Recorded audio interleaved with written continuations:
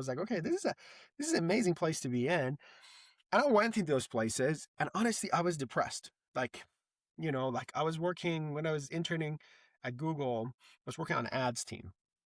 And I felt like, yeah, I'm working on optimization of ad for, for this product. Great. I think it's a great business, but it didn't feed your soul.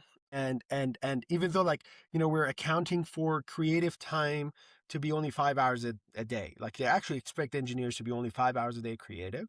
And I felt like that's just ridiculous. Like, I mean, like, why can't I, um, so it became this kind of this hole in my soul around, like, hey, I'm not doing something useful.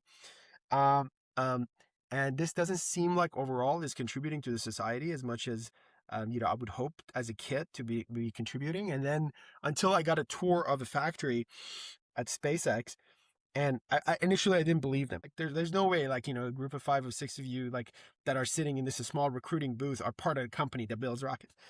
And then, it's like, hey, come for an event. And I remember going to their facility, and I was like, kid in a candy shop. I'm like, no, no, actually they're building. And I got reminded of that feeling that I had when I was a kid, going to it with my dad to the factory. And I was like, yeah, this is what I want to be part of. I remember I had an offer to go full time at Google for twice of what SpaceX offered me, but it still was like, okay, I'm going to go to SpaceX because it seemed much more fulfilling, right? So I think, more than a decade ago when I got introduced to SpaceX again, I think I got pulled back into the charm of the manufacturing world.